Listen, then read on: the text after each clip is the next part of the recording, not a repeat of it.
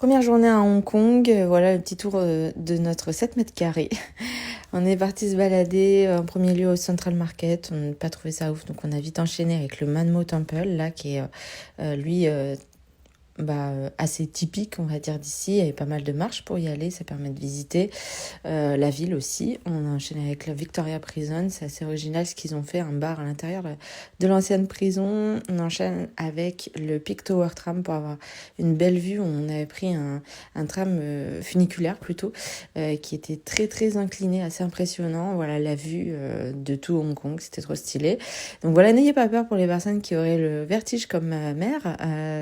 C'est pas si impressionnant que ça. Néanmoins, du coup, encore une fois, c'est très incliné, même pour la descente. Là, c'est impressionnant. C'est vraiment quelque chose qu'il faut faire à Hong Kong. On enchaîne avec la prochaine destination. J'ai pas pris beaucoup de vidéos finalement, plus des photos.